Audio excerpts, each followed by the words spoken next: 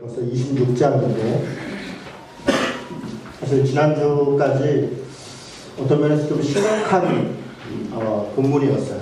24, 25장은 마태복음의 종말론 혹은 마태복음의 계시록 그렇게 이야기할 정도로 종말에 대해서 혹은 멸망과 심판에 대해서 이야기했던 내용인데 우리가 2주 동안 좀 살펴봤었고요. 결국 종말을 준비하는 종말이 있다. 좋습니다. 심판이 있다. 그렇습니다. 그러면 우리는 뭘 준비해야 될 것인가? 어떻게 하는 것이 깨어있는 것인가? 저는 그냥 간단하게 하던 일 잘하면 된다. 그렇게 말씀드렸습니다. 뭔가 새로운 것에 우리가 도전하도록 혹은 일상을 끊고 더 깊은 신앙의 소위 종교적, 소위 신앙적 삶으로 우리를 이끄는 것이 아니라 우리에게 주어져 있는 삶의 자리가 하나님이 지금 종말을 산 우리 각자에게 주신 내 자리이다. 그런 의미로 말씀을 드렸습니다.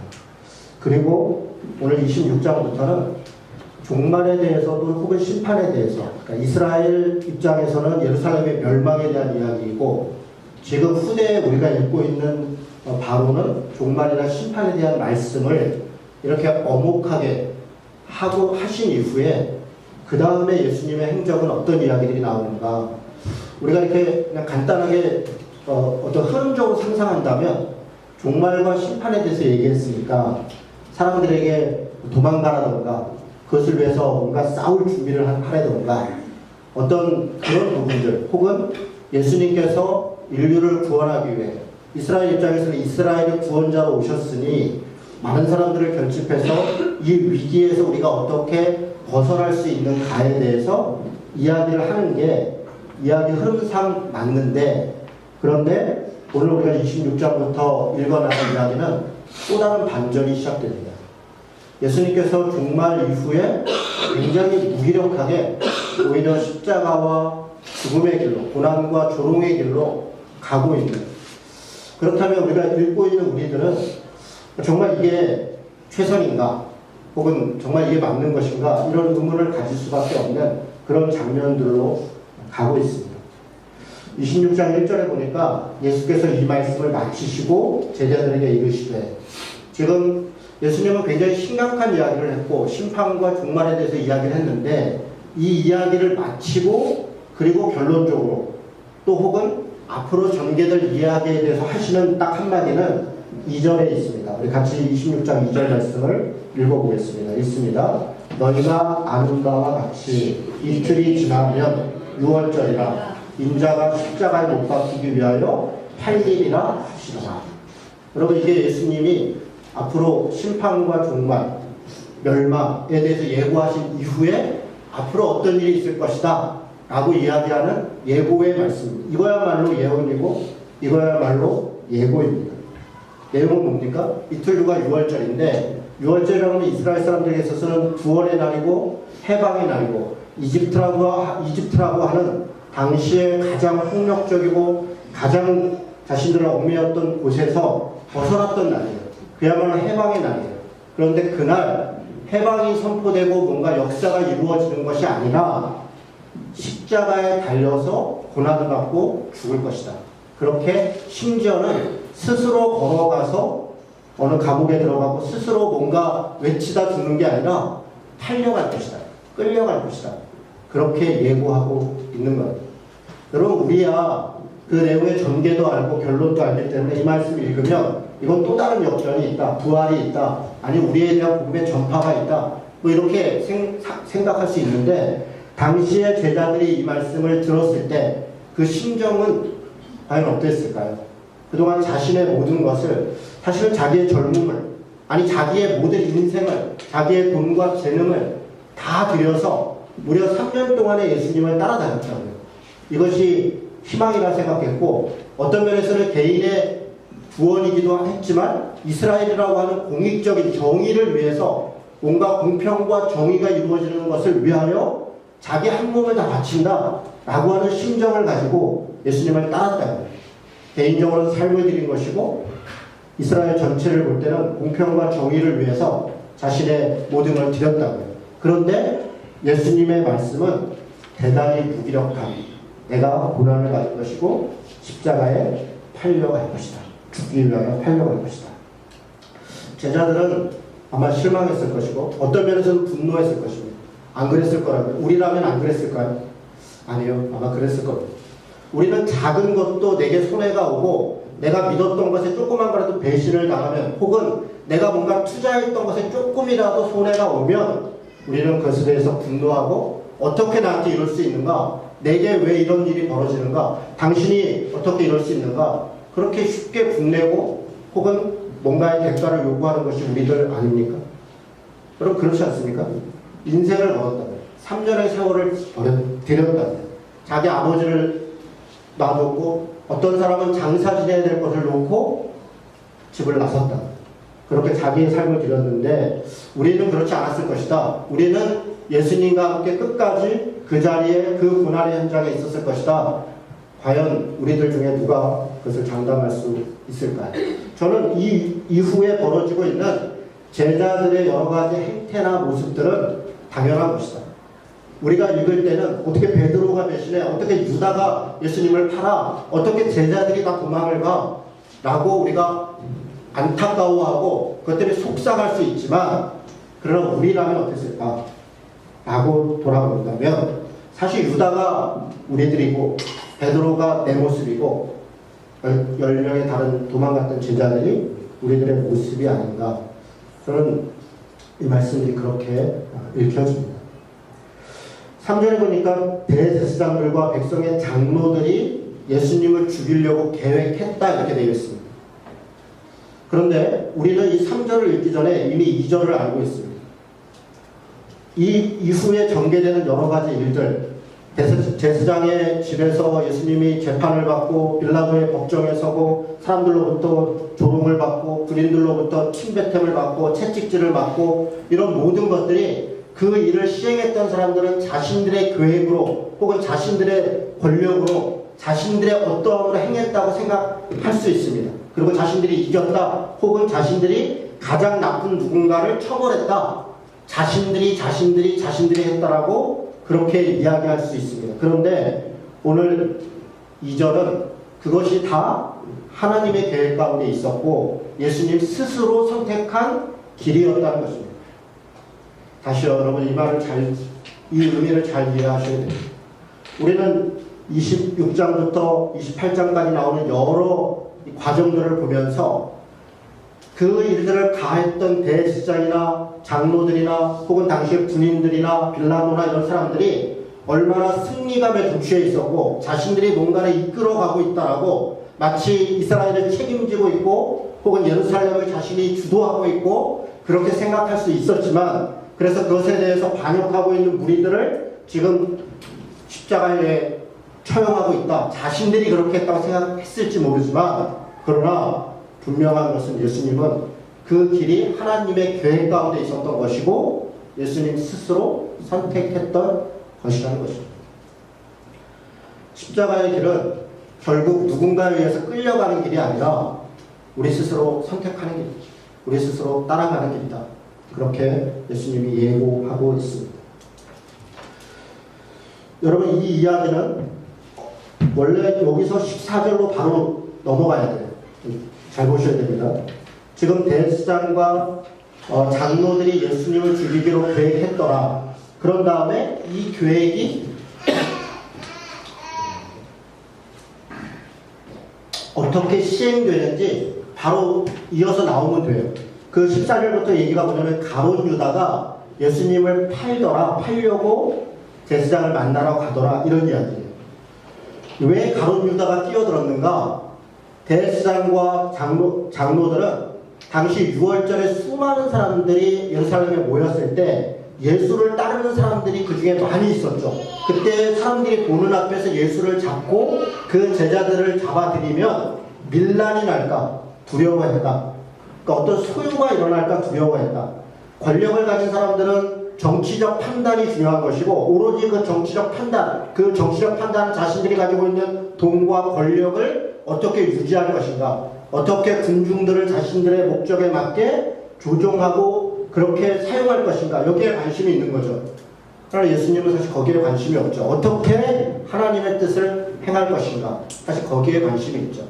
권력에 있는 사람들은 지금 예수님을 두려워한 게 아니라 하나님의 뜻을 두려워한 것이 아니라 백성들이 소요와 밀란을 두려워해서 그리고 주저하고 있죠. 이 주저함을 누가 해결해 줍니까? 가룟 유다가 해결해 줍니다. 가룟 유다의 제안은 이런 거예요. 내가 사람들 몰래 예수를 넘겨줄 방법이 있다. 얼마나 사실 잔인하고 얼마나 뭐랄까 여우 같은 정말 이 계책을 쓰고 있는 거예요. 지금 유다는 대제사장과 장로들이 뭘 불편해하고 있는지 정확히 알고 있어요. 사람들을 두려워하고 있구나. 사람들의 눈을 두려워하고 있구나. 그러니까 지금 가룟 유다의 제안은 나한테 은 30 주면 내가 몰래 사람들이 없는 데서 예수를 잡아갈 수 있도록 그렇게 길을 열어주겠다 라는 계책을 가룟 유다가 제시하고 있는 거예요. 가룟유다는 영특하죠. 똑똑하죠. 그리고 실제로 권력이 어떻게 돌아가고 있는지 또 혹은 판이 어떻게 움직이고 있는지를 누구보다 정확하게 알고 있었던 사람이죠. 영특한 사람입니다. 이 이야기는 사실 여기서 읽고 넘어가면 돼요. 그런데 중간에 한 가지 이야기가 끼어 있습니다. 그렇죠? 어떤 이야기가 있어요? 어떤 면에서 이 이야기는 불필요한 이야기가 끼어 있어요. 이 이야기의 흐름에서 한 여인이 예수님에게 향유 옥합을 발에 부었다, 머리에 부었다, 몸에 부었다, 이런 이야기는 사실 있으나 마나한 이야기예요. 그렇지 않습니까? 여러분 이 이야기에 어쩌면 소위 은혜를 받았을지 모르겠어요. 이 말씀을 읽으면서 다른 이야기들은 너무 비참하고 너무 끔찍하고 사실 우리가 예수님을 믿는 입장에서 다른 이야기들을 볼 때 무슨 은혜가 되겠습니까?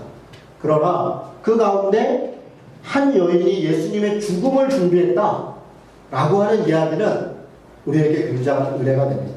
이 이야기는 우리에게 은혜를 주기 위해서 주신 말씀일까? 아니요.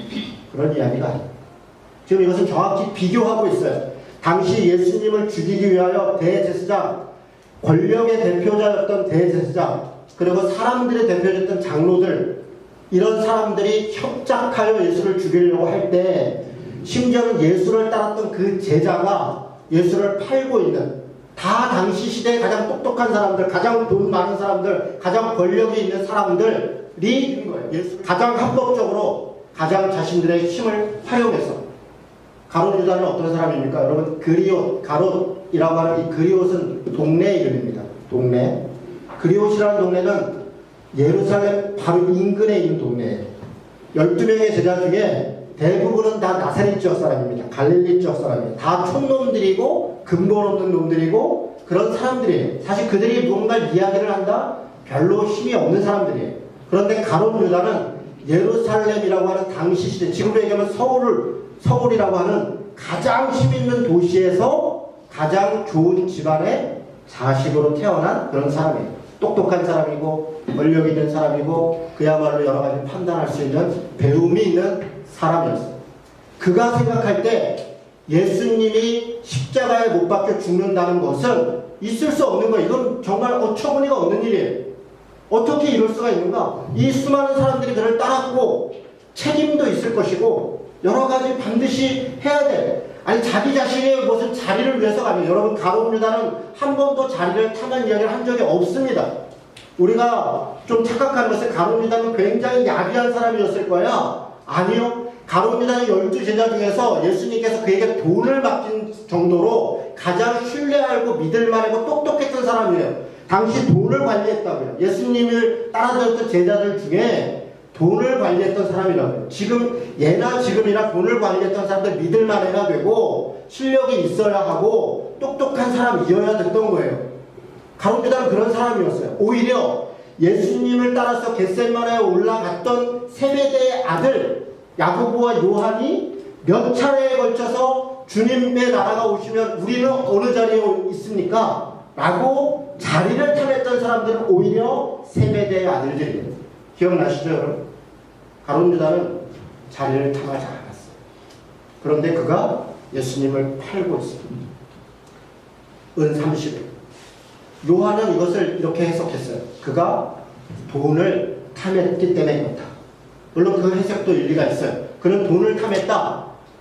아니요. 제 생각에 만약 돈을 탐했다면 제가 요한에서 틀렸다는 게 아니에요. 그것도 그럴 수 있다. 그러나 그것도 더 중요한 이유가 있었다는 거예요. 돈을 탐했다면 평소에 돈 많이 관리했던 사람이 들고 치문 내는 거예요. 그렇지 않습니까? 평소에 돈이 있었다고요.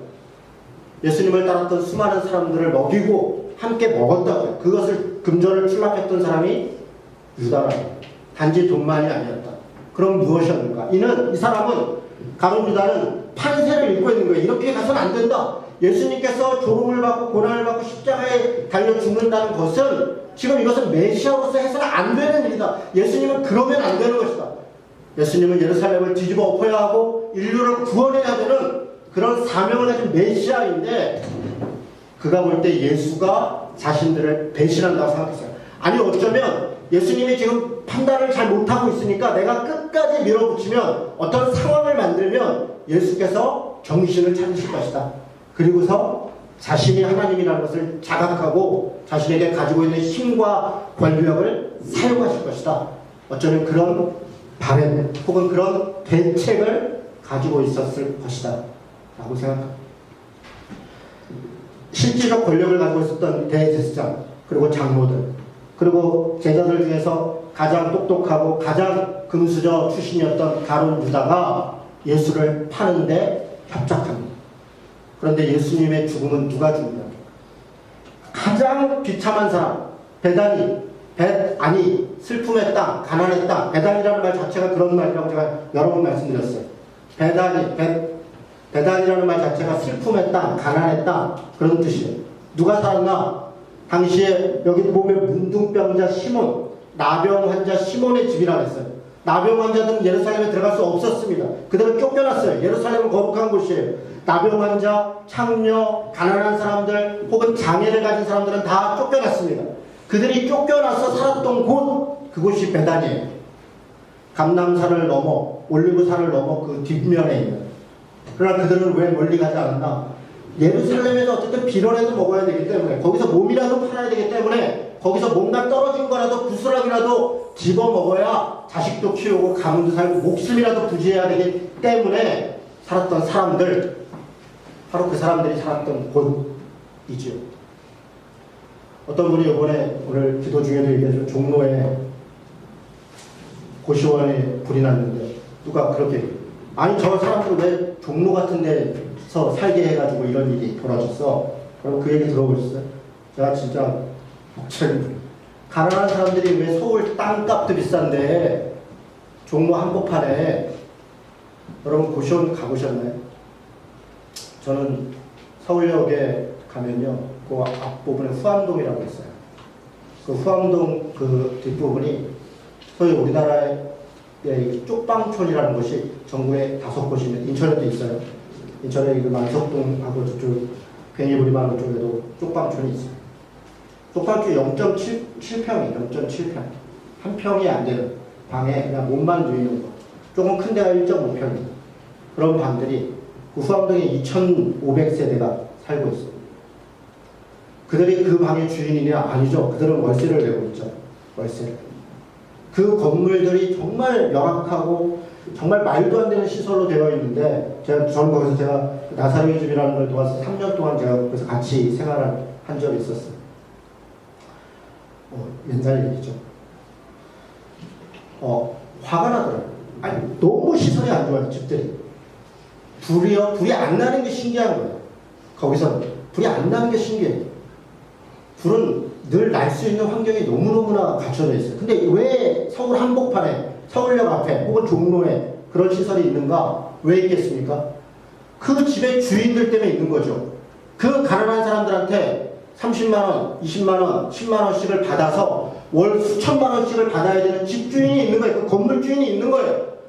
그들이 최소한의 그 사람들이 살아야 될 기본적 시설도 하지 않고 그 사람들이 거기서 그들은 왜 거기서 삽니까? 그들은 거기 살아야 일자리가 있는 거예요.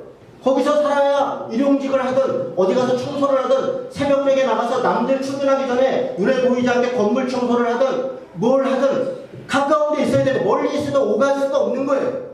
그래서 할 수 없이 가까이 살아요.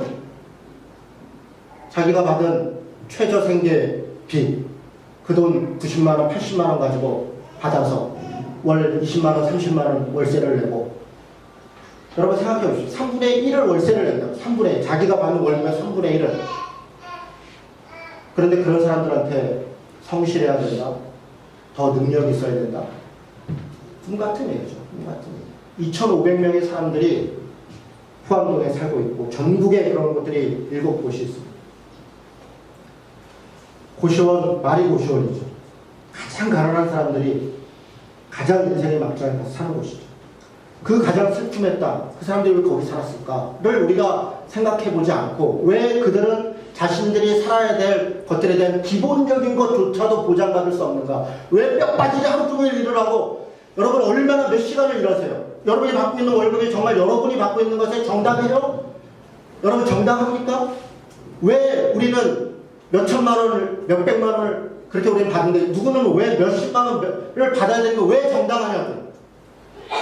나는 공부를 더 많이 했기 때문에 나는 그 공부를 하기 위해서 더 많은 돈을 들였기 때문에 그럴 수 있죠. 그러나 그들도 하루에 10몇 시간씩 일하는 동안 인생을 걸어서 거기까지 온 거예요. 같은 양의 시간에 일을 했는데 어떤 사람은 그 직에 따라서 수십 배, 수백 배의 돈을 받고 어떤 사람은 당연히 최저임금 당연히 그걸 받아야 된다고 생각하는 것이 어떻게 그게 정상이냐. 근데 우리 안에 그 마땅하다고 생각합니다. 그렇게 받는 사람은 그런 집에 살아야 돼. 그렇게 받는 사람은 그런 밥을 먹어야 해. 라고 생각하는 것이 그렇다면 기본적으로 사람으로 살 수 있는 기본적인 걸 해줘야 될까요? 이게 사유재산이라 손을 못 대요. 이게 참 이 자본주의 민주주의 국가가 정말 무서운 거예요. 후암동에 그 집을 고쳐주려고 서울시가 몇 번 도전을 했어요. 저도 그 회의에 여러 번 참여를 했습니다. 시설을 보수하고 여러 가지 것들을 차라리 팔아라. 안 팔아. 안 팔아. 왜? 파는 것보다 그냥 매달 들어오는 돈을 평생 가는 게 그 사람한테 너무 좋으니까 안 팔아. 그걸 팔면 그걸 다 들고 거기다가 차라리 집을 만들고 할 텐데 도시에다 임대주택이라도 하나 만들려고 그러면 집가 떨어진다고 동네 사람들이 다 반. 임대주택은 다 외곽에 있는 거예요. 왜 우리 논현동에 임대주택이 이렇게 많습니까? 그러니까 인천의 가장 끝이기 때문에 왜요? 가장 끝이기 때문에. 우리가 왜 이걸 것들을 당연히 생각하고 사는가? 그게 만약에 내 아들이라면, 우리 부모라면, 나라면, 우리가 그런 생각을 우리는 그런 생각을 안 하는 거죠. 나는 그런데 살 일이 없다고 보는 거죠.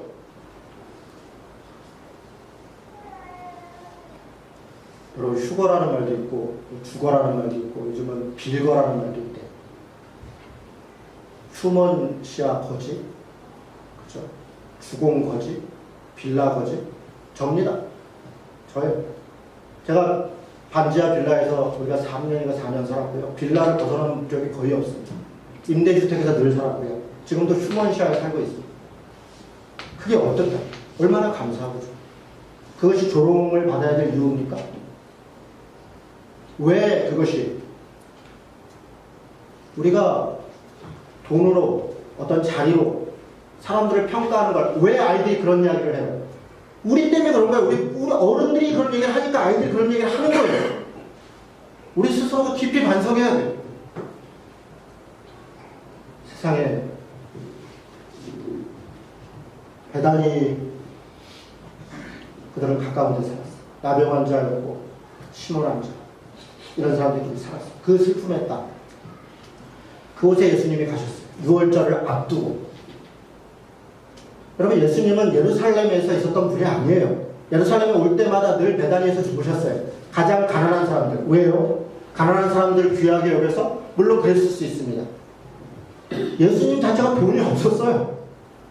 예수님 태어났을 때 성전에서 예루살렘에서 제사를 지내는데 가장 가난한 사람들이 하는 게 비둘기예요. 그것도 비둘기가 없어 산비둘기 잡아다가 그렇게 예수님이 제사를 했었다. 예수님 태어났을 때 가장 가난한 사람이었다. 양 살 돈이 없어서 비둘기를 잡아서 했다. 우리가 예수를 따른다고 하는데 우리가 가난한 사람들을 무시해요? 우리가 예수님의 제자라고 하는데 나그네 된 자들, 난민 된 자들, 다른 사람들을 우리가 무시해요? 우리가 어떻게 예수님의 제자입니까? 예수님의 제자라고요. 예수님은 나그네 중에 나그네고 난민 중에 난민이었고 가난한 사람 중에 가난한 사람이었고 가장 비참한 자 중에 비참한 자였는데 그 예수를 우리가 주인이라고 따르는 우리들이 어떻게 그런 사람들을 무시하고 어떻게 함부로 대할 수 있습니까? 예수님께서 베다니에 가셨어요. 한 여자가, 여기는 한 여자라고 되어 있죠. 누가복음에도 한 여자라고 되어 있습니다. 마가복음도 한 여자라고 되어 있어요.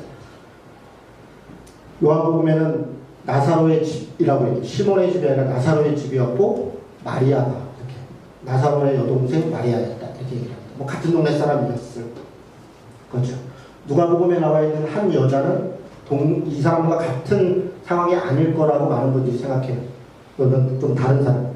그렇다고 해서 그가 막달라 마리아라고 보진 않아요. 그 다음에 막달라 마리아가 따로 얘기가 나와요. 그건 일단 분리해서 얘기합시다.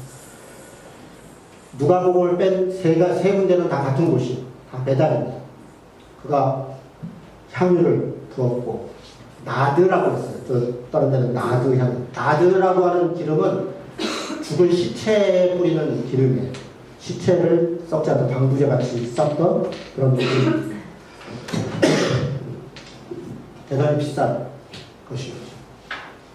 여러분 다른 성경에는 유다가 왜 그거를 이 가난한 사람들한테 안 주고 돈을 관리하고 있었습니까? 왜 그거를 낭비하느냐 이렇게 유다가 했다고 얘기를 해요. 그런데 여기는 8절은 제자들이 그랬다 이렇게 제자들이 보고 분개해서 왜 이걸 허비하느냐 왜 낭비하느냐 그랬다고 해요. 마태복음은 지금 유다 개인의 문제가 아니라 사실 모든 제자들이 다 동일한 마음을 갖고 있었다. 그리고 유다만 배신한 게 아니라 모든 제자들이 다 배신했다 라고 하는 것을 강조하고 있어요. 우리의 연약함들을 얘기하고 있죠. 예수님은 장례를 준비했다. 그리고 이것이 복음이 될 것이다. 이 복음이 전파될 때 누구나에게 다 전해질 것이다. 여러분 우리는 이 말씀을 해석할 때 거룩한 낭비라는 말로 우리는 예수님한테 더 많은 것을 드려야 되고 더 많이 헌금해야 되고 우리가 우리의 것을 많이 더 드려야 된다는 것으로 적용했다면 저는 대단히 잘못 적용했다고 생각합니다. 그건 사기예요.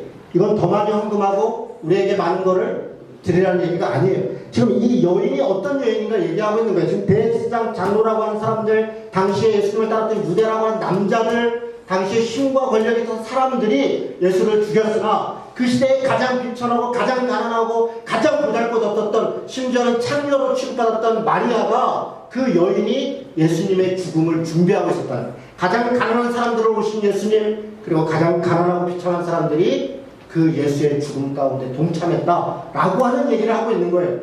거룩한 낭비라는 그런 허황된 말로 우리 것을 더 많이 드려야 된다는 것으로 적용하고 이것을 헌금 얼마나 받는 것으로 해석했다면 저는 여전히 우리가 미친 짓을 하고 우리는 예루살렘에 머물러 있는 것이다. 그렇게 생각합니다. 이후의 이야기들이 전개됩니다. 이제 예수님이 돌아가시기 잡혀서 다음 주에 보면 잡혀서 십자가에 달려 돌아가시는 그 과정을 그 사이에 무슨 일이 있었는가를 얘기하는데 크게 두세 가지 얘기를 첫 번째는 만찬입니다. 마지막 만찬. 예수님께서 6월절을 앞두고 제자들과 함께 만찬이라는 말이 저녁밥이라는 얘기잖아요. 저녁밥을 있습니다. 6월절을 기념하는. 여러분 왜 6월절입니까? 6월절에 무슨 일이 있었습니까? 지금 예수님은 6월절에 자신이 잡힐 것이다. 그리고 6월절을 준비해야 될 것이다. 라고 얘기해요. 6월절에 무슨 일이에요? 패스오버라고 하는 6월절이라는 말은 넘어갔다. 뭘 넘어갔습니까? 우리 구약에서 하나님께서 이집트에서 노예 생활을 했던 자들을 구출했던 날, 그 6월절이에요. 6월절에 뭐 했습니까? 양을 잡았습니다. 그 피로 문설주마다 발랐어요. 제물을 드렸던 것이에요. 지금 예수님은 마치 구약의 이집트를 탈출했던 그렇게 노예들을 해방시켰던 그 출애굽의 역사가 이제 신약에 일어날 것이다. 자신이 어린 양이 될 것이다. 그를 이끌었던 모세가 아니라 다시 잘 들으시죠. 우리는 모세라고 생각해요. 예수님의 모세가 됐다. 모세로 그들을 이끌었었다. 가장 강력한 힘으로, 가장 강력한 군사력으로, 가장 똑똑한 지도력으로 그들을 구원했다라고 생각하지만 예수님은 반복적으로 얘기해요. 내가 6월절에 어린 양이 되었다. 내가 6월절에 제물이 되었다. 예수님께서 자신이 제물이 되어서 자신이 그 피가 되어서 자신의 사랑하는 사람들에게 자기의 죽음을 통하여 당시 때 가장 가난하고 가장 비참한 사람들을 구원할 바로 그 역사를 보여주었다. 자신이 어린 양이다. 그 이야기를 하고 있는 겁니다. 이 대화는 참 우리를 끔찍하게 합니다. 예수님이 제자들을 모아놓고 같이 먹을 걸 먹으면서 뭐라고 얘기하시냐면 이들 중에 나를 팔 자가 있느니라. 지금 예수님은 지금 자신이 이 밤이 지나면 자신이 팔려가요. 그걸 알고 있어요. 그런데 끝까지 다 누가 그럴 리가 있습니까? 그렇지 않습니다. 심지어는 가룟 유다에게 가룟 유다에게 이 그릇 먹을 걸 주면서 이걸 손대는 자가 그다. 가룟 유다가 손을 댔죠. 그런데도 끝까지 안 해요. 그런데 여러분 여기 한 가지만 얘기하고 지나가요. 가룟 유다가 예수님을 뭐라고 부르는지 아세요? 여기 보면 25절에 보면 랍비여 이렇게 불러요. 랍비여. 여기 26장 49절에 보면 다음날 대제사장과 이렇게 군사를 몰고 와서 가룟 유다가 예수님한테 슬쩍 포옹을 하면서 뭐라고 부르냐면 랍비여 이렇게. 랍비여 부르는 어감이 이 누가 이렇게 불렀어요? 옛날 바리새인들이 이렇게 불렀어요. 서기관들이 예수님을 그때 랍비여라고 불렀어요. 니고데모가 예수님을 찾아서 랍비라고 불렀어요. 제자들은 예수님을 뭐라 불렀어요? 그 위에 보면 22절에 보면 주여라고 불렀어요. 다른 제자들은 다 주님이라고 불러요. 그런데 가룟 유다는 지금 랍비라고 불러요. 평소에도 그랬을까요? 아니요. 평소에 그렇지 않았을 거예요. 주님이라고 그랬을 거예요. 지금 가룟 유다는 어느 때보다 더 명석하고 더 지금 아주 차가운 이성을 가지고 판단하고 있어요. 저는 선생님이다. 랍비다. 내 주님이 아니라 그는 랍비인 거예요. 그리고 그 랍비가 자신의 역할을 하도록 그를 코너로 몰고 있는 거예요. 더 이상 가룟 유다에게 예수님은 주님이 아니에요. 그런 랍비. 그래서 그를 팔 수 있는 거예요. 여러분 우리도 마찬가지예요. 우리가 예수님이 주인이라는 것 이걸 우리가 정말 많이 간과하고 살아요. 우리가 무엇을 선택할 때, 결혼할 때, 물건을 살 때, 진로를 결정할 때, 혹은 어떤 정치적 선택을 할 때 모든 문제에 있어서 과연 하나님이라면, 과연 예수님이라면 어떻게 하셨을까? 내가 주님의 종인데 주님이라면 어떻게 하셨을까? 라고 하는 인식을 우리는 어느 순간 잃어버렸어요. 그저 주님은 내가 뭔가 선택하면 나를 다 도울 것이다. 내가 하는 대로 나를 도와주실 것이다. 하나님은 나를 사랑하는 분이니까 내가 뭔가를 하기를 원하고 내가 기도하면 나를 무조건 힘 주시고 나를 도와주실 것이다. 물론 그럴 수 있어요. 하나님은 그럴 수 있어요. 그러나 자식된 도리도 있는 것 아니에요. 부모는 자식이 엇나가서 자기 하고 싶은 거 한다 그러면 할 수 없이 도와줘야 돼요. 무슨 짓을 해도 마지막까지 끝까지 그를 포기할 수 없어요. 그러나 자식들도 자식의 도리가 있는 것 아니에요. 철이 들어야 될 것 아니에요. 철이 들어야 될 것 아니에요. 계속 끝까지 그렇게 하면 어떻게 하자는 거예요? 20살이 되고 30살이 되면 내가 어떻게 부모의 뜻을 따를 것인가? 내가 어떻게 사람답게 살 것인가? 내가 이 나라를 위해서, 내가 하나님의 나라를 위해서 무엇을 할 것인가? 스스로 생각해야 될 것 아니에요. 언제까지 우리가 그러고 있어요. 20년, 30년, 40년 신앙생활을 했는데 여전히 하나님은 나를 도우셔야 된대요. 내가 좀 도우면 안 돼요? 하나님이 정말 보면 답답해하고 있는지, 이 시대에 정말 무엇을 안타까워하고 있는지, 어떤 사람들 때문에 가슴 아파하고 있는지, 뭐 때문에 창피하고 있는지, 왜 십자가를 져야 정도로 그렇게 안타까워하고 있는지, 그거 우리가 좀 생각하면 안 돼요? 어느 순간 우리가 예수님이 내 주인이라는 것을 잃어버렸어요. 그리고 그냥 랍비 선생님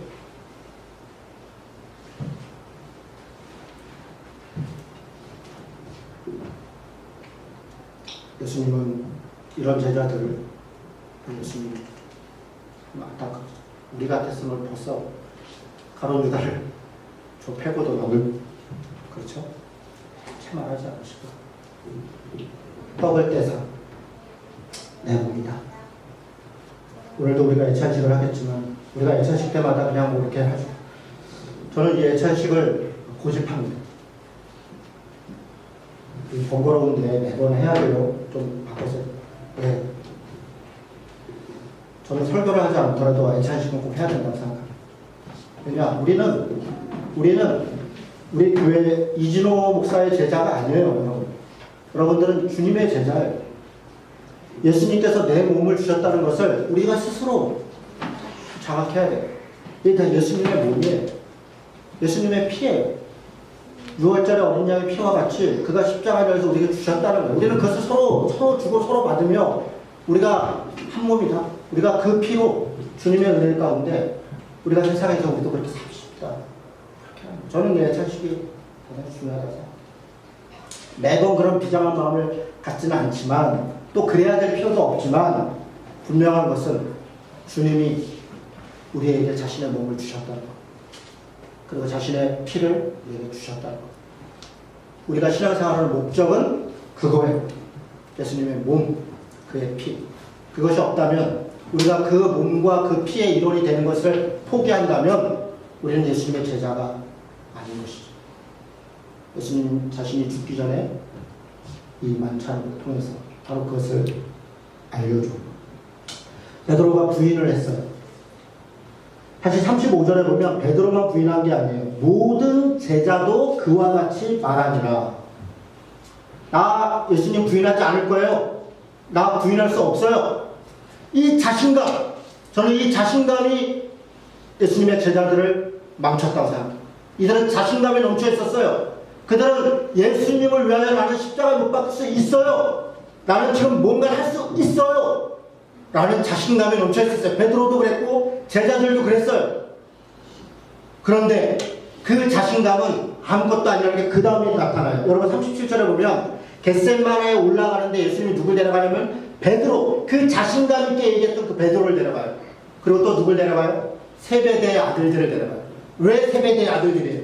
우리가 베드로와 야고보, 요한이 제자들 중에 1, 2, 3라 가장, 여러분 우리가 이런 사고에 아직도 절어 있어요. 제자들 중에 무슨 순위가 있어요. 베드로는 1위고 야고보는 2위고 요한은 3위예요? 그런 거 없어요, 여러분. 가룟유다는 꼴찌예요? 그런 거 없어요. 우리는 다 우리 식으로 생각해요. 제자들 중에 무슨 서열이 있고 높낮이가 있다고 생각해요.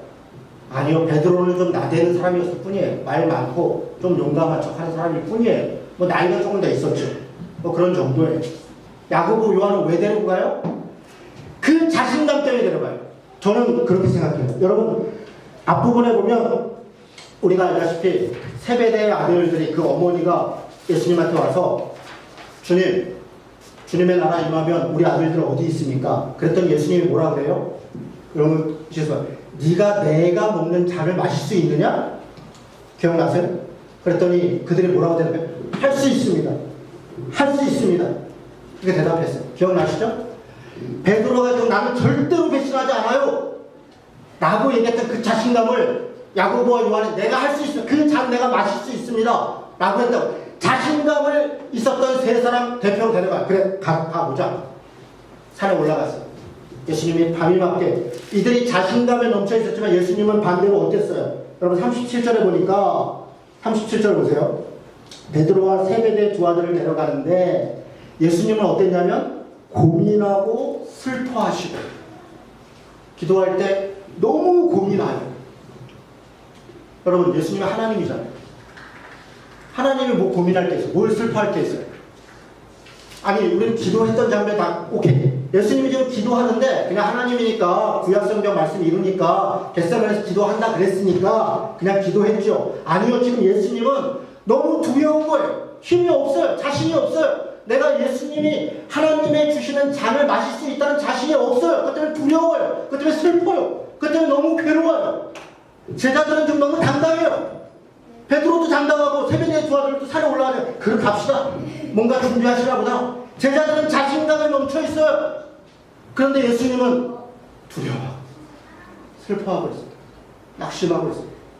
너무 괴로워요. 그래서 하나님 앞에, 하나님 할 수 있으면 이 잔을 내게서 지나쳐. 나 이 잔 못 마시겠어.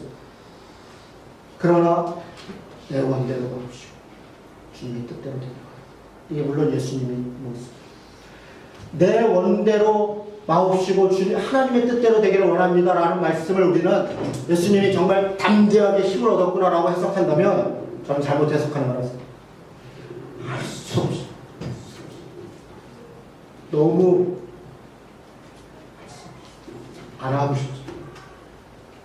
마치 도살장에 끌려가는 양이 가고 싶지 않지만 눈물을 흘려서 할 수 없이 끌려가는 것처럼 제자들은 뭐 하고 있어요? 자고 있어요. 왜 자고 있어요? 자신감이 넘치는 거예요. 하나님을 믿어. 내가 예수님을 믿어. 우리가 뭔가 힘을 모으면 할 수 있어. 그 자신감이 이들을 잠자게 하고 있는 거예요. 조금 더 깨어있을 수 없느냐? 예수님. 여러분, 우리 너무 자신감이 넘쳐요. 힘을 좀 빼야 돼. 우리가 할 수 없다는 걸 깨달아야 돼. 우리가 지금 주님 때문에 뭔가를 하고 있다 하더라도 그게 내가 할 수 있어서 혹은 능력이 있어서 내가 해야 되니까 다 좋아요. 그러나 할 수 없이 주님의 뜻이니까 좀 그렇게 마음 바꿉니다. 그래서 그것조차도 하나님이 하시는 것입니다. 그래서 뭔가 이루었다? 그냥 우리는 무익한 자들. 여기 서 있어라, 서 있고 그만하고 나가라고 나가고 그런 것이 오늘 오라 하면 가는 것이 저는 그 얘기를 하고 있다고 생각합니다. 말씀을 마치겠습니다. 누가 예수님을 십자가에 못 박았습니까? 우리가 다음 주에 여러 사람들을 보겠으나 대제사장과 장로들, 가룟 유다와 제자들, 그들은 누구입니까? 당시에 가장 돈과 권력과 힘이 있다고 생각했던 사람들, 당시에 가장 믿음이 있다고 생각했던 사람들, 당시에 예수님으로부터 권력을 받아서 능력을 받아서 이런저런 일을 행했던 사람들, 바로 그 사람들이 예수님을 십자가에 못 박아 죽게 가고 있습니다. 누가 예수님의 죽음을 준비합니까? 가장 귀찮은 사람, 가장 가난한 사람, 가장 천시받은 사람, 내 힘으로 아무것도 할 수 없는 것 때문에 그 때문에 비탄에 빠져있던 사람들, 바로 그 사람들, 그들이 예수님과 함께 하는 것입니다. 예수님은 어떤 분이셨습니까? 예수님은 가장 슬퍼하고 가장 그 고난 때를 두려워했던, 가장 무기력했던 사람, 바로 그 모습으로 십자가를 지신 것입니다. 그가 십자가를 지신 것은 하나님이시기 때문만이 아니라 가장 비참하고 가장 힘이 없기 때문에 하나님의 뜻을 쫓을 수밖에 없는, 하나님만을 따를 수밖에 없는 그 가장 무기력한 모습 속에서 그가 예수님을 따르시고 일어났습니다. 우리가 어떤 신앙생활을 해야 될 것인가, 어떻게 하나님 앞에 살아야 될 것인가, 어떻게 사람을 대해야 될 것인가, 우리 자신이 다시 돌아옵니다. 그런 신앙이 되시기를 주님의 이름으로 축원합니다.